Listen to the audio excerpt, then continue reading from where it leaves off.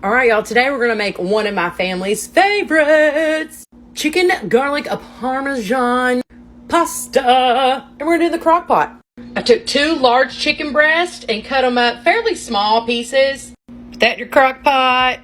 Then we're gonna take 1 bottle of this garlic Parmesan wing sauce. This is found in the barbecue section, like of the grocery store with all the barbecue sauces. I know they even have a Walmart brand. So we're gonna pour the whole thing in here. All of it, all of it, all of it. Listen, don't be talking about this stuff on my crock pot, okay? It's been used for a while, and I think I'm getting a new one for Christmas. Or at least I asked for one, we'll see. Once you pour the entire bottle into your crock pot, you're gonna take 1 cup of milk and pour it into this bottle. Then you're just gonna shake it. Shake, shake, shake. Shake, shake, shake. Shake your bottle. Then, after you shake, shake, shake, pour that all in there, about like that.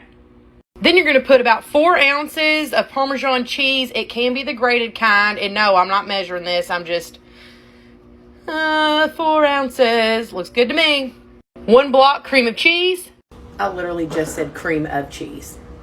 Y'all know what I mean. All right, I got my cream cheese in there. I'm going to push this over a little bit because that chicken was all up on the side. All right, so I mixed it up a little bit.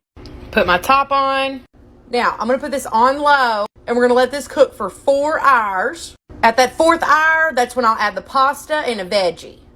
All right, y'all, it's been about 4.5 hours. It's looking good. Smells good in here. So I just stirred it on up. Since this is almost finished, this is when I like to add in, I'll say about 6 cups of cheese. This is just the kind that I picked up at the store. Italian 6 cheese. It has a lot. If you're going to use a bunch of mozzarella, just be careful because it tends to just kind of wad up a little bit. Even if you want to use shredded Parmesan, that'd be great too. Pour it on in there. Stir it on up.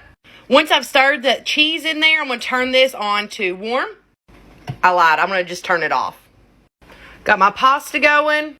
You can use any kind of pasta you want. I just use these. And I'm cooking about maybe 12 ounces.